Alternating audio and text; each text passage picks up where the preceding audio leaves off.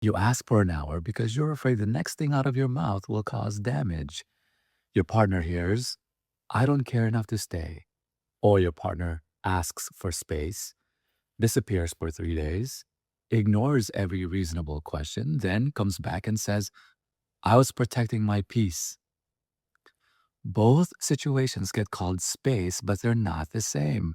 Space isn't caring just because someone uses the word space. And distance isn't automatically cruel just because it hurts. What separates a caring pause from punishment or the disappearance is what happens before the distance, what happens while you're apart, and whether the person actually comes back. So, in this episode, I'm going to give you one practice for pausing a difficult conversation without silently abandoning it. It comes from the tool in the book OLNE called Pause and Resume. You'll make them, you'll rather, we'll make the middle of that pause more explicit so both people know what care looks like while the conversation is temporarily stopped. Space is defined by conduct. Let's return to the River and Casey example from the last episode. River and Casey agreed to talk at 9 about a painful issue in their relationship. It's not an emergency. No child-dependent medical need or immediate safety concern requires action tonight. They both accept the plan. At 9:40, Casey notices that River's words are no longer landing. Casey is rereading the same sentence in the mind, preparing defenses instead of listening, and becoming less able to speak carefully. Casey has a real capacity problem. Continuing right now may produce more heat and less understanding. But capacity doesn't silently cancel the agreement. Casey can't simply walk out, ignore River, and later say, I wasn't capable of talking. Capacity can justify stopping the conversation, but it doesn't erase the need to communicate what is happening or address the original issue later. The book OLNE recognizes that people process this differently. Some people benefit from a slower pacing, extra processing time, or quiet space to decompress. It also describes pause and resume as a way to interrupt a conversation that has become overwhelming, tense, or emotionally charged. Then return when people can participate more responsibly. The pause protects autonomy. The return protects attunement. You get room to govern yourself without pretending the relationship disappeared while you were gone. Don't judge space by the label or try to read someone's mind. Look at what the person does. Was the pause communicated? Was there a realistic path back? Was distance used to force an apology, confession, or surrender? Did the person return? Was the original issue addressed later? So let's make the pause concrete.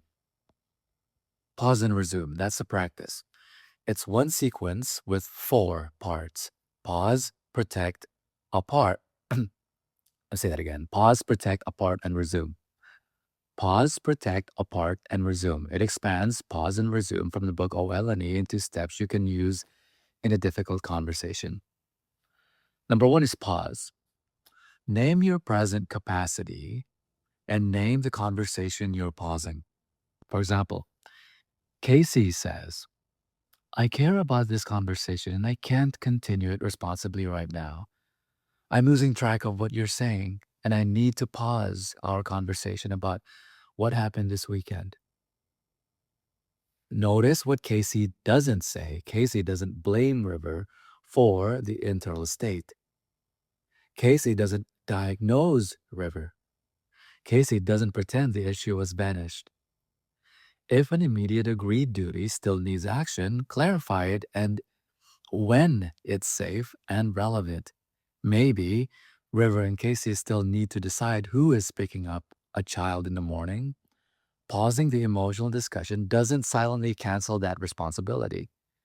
You don't need to disclose every private thought or prove that you're overwhelmed enough to deserve a break. Name enough for the other person to understand what's stopping and what still needs immediate action. Number two is protect. Now, protect the connection from unnecessary ambiguity. State what the pause does and doesn't mean. Then offer a realistic return point when it's safe and genuinely intended. Casey says, I'm not ending the relationship or refusing this conversation. I need 45 minutes. I'll come back at 10:30. If that becomes unrealistic, I'll message you before 10:30 and propose another time. 45 minutes is just an example. Choose a return time you can realistically keep, whether that's 10 minutes, later that night, or the next morning. Don't promise 10:30 only to make River stop taking, either stop talking if you have no intention of returning. A false return promise creates a new injury instead of protecting the connection. And don't make the return conditional on surrender. I'll talk to you when you admit I'm right. That's not a pause with a return point. It's communication being withheld until compliance. The third thing is apart. During a clear, safe, negotiated break, don't punish, chase, corner, interrogate, or force processing. Casey gets space without using the break to punish, frighten, or pressure River. River gets a path back without using repeated contact, confrontation, or forced processing to override Casey's pause. Apart doesn't require either person to become perfectly calm. It doesn't make Casey responsible for regulating River, and it doesn't make River responsible for regulating Casey. It creates a temporary boundary around a conversation that neither person can continue well right now. Use the time for something that reduces reactivity rather than rehearsing a prosecution. Walk, shower, write down what you actually want the other person to understand. Separate the original issue from every historical grievance that rushed into the room with it. The goal isn't to win the conversation while the other person is absent. It's to become more able to participate in the conversation you agreed to resume. And then the next one is to resume. Come back when you said you would. If you realize before 10:30 that you need until morning, don't wait until 10:45 and make River chase you. Renegotiate before the promised point when you reasonably can. Casey messages at 10:15. I'm still too activated to do this responsibly tonight. I know I said 10:30. Can we continue tomorrow at 9 after breakfast? I can talk for an hour then. River can accept that time or suggest another. Declining the proposal doesn't entitle River to force Casey to continue tonight after Casey has ended the conversation. It also doesn't entitle Casey to declare a new return plan, accepted on River's behalf. If they can't agree on a new time now, Casey can state the next time Casey will be available, and River can decide whether the delay, follow through, and larger pattern are compatible with River's needs. Neither forced processing nor indefinite postponement becomes acceptable because the other option is difficult. When Casey returns, Casey doesn't act as if the original issue expired during the break. Casey can acknowledge the impact. I know pausing was hard for you. Thank you for giving me the space. I want to return to what you were saying about this weekend. Resuming doesn't mean the conversation must end in agreement. It means you came back or changed the plan in time and you didn't silently abandon the issue. Here's why the distinction gets hard. The book OLNE distinguishes punitive silent treatment from non punitive withdrawal. In the book's distinction, punitive silence deliberately withholds communication to inflict distress or pressure compliance. Non punitive withdrawal steps back without the deliberate intention. Samvak Nin describes silent treatment as punitive, emotionally absent, exclusionary, coercive, and uncertainty producing. He also distinguishes people who knowingly use silence as a weapon from people who are insecure, withdrawn, or conflict avoidant, and may experience the silence as a peaceful retreat rather than cruelty.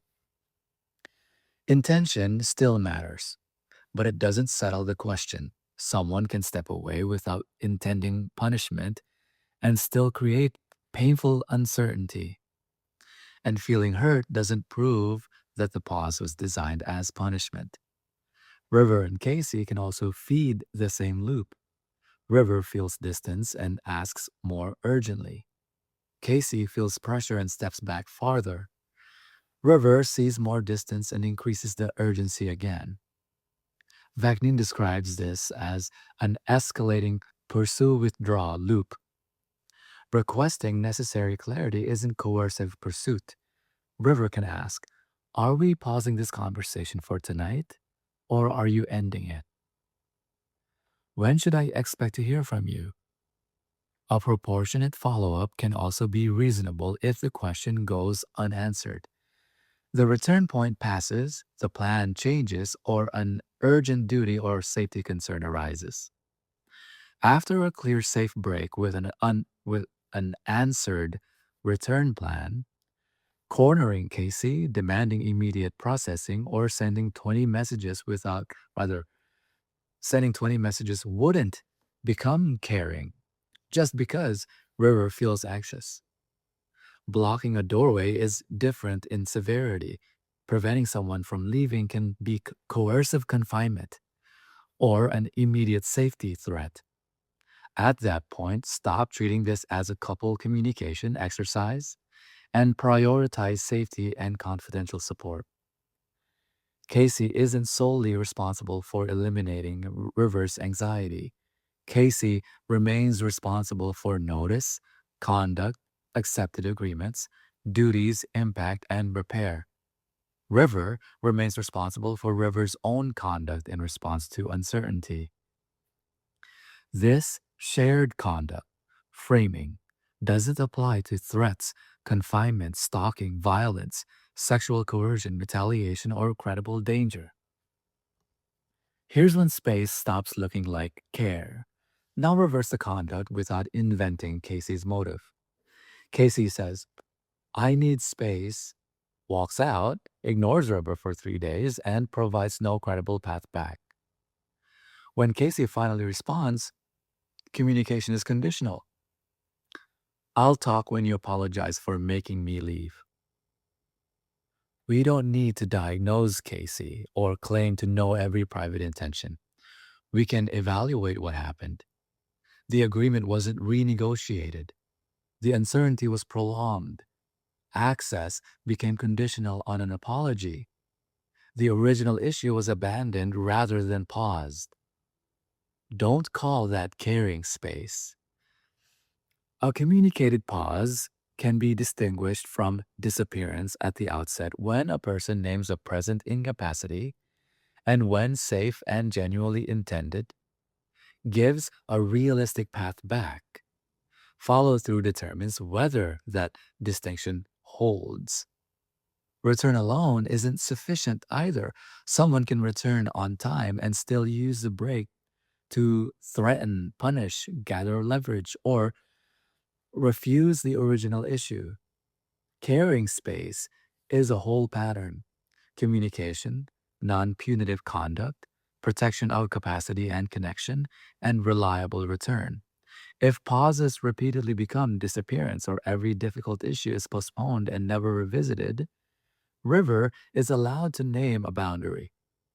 River could say, I can respect a temporary break. I can't continue a relationship where difficult conversations repeatedly disappear. I need us to agree on a return process we can both keep. River doesn't need proof of malicious intent to decide that repeated unresolved avoidance is incompatible with River's relationship needs. The return point is the care. Space can stop a conversation before both people say things they don't mean. But the word space doesn't prove that the distance is caring. Care becomes visible in what happens next. Name the pause, give a realistic return point. Don't use the distance as punishment. Then return or change the plan before the promised time. If you're receiving the request, respect a clear pause without forcing immediate processing. You can still ask for necessary clarity, protect urgent duties, and decide what repeated non return means for the relationship. So the next time you need distance in a safe relationship, try this. I care about this conversation and I can't continue it responsibly right now. I need to pause.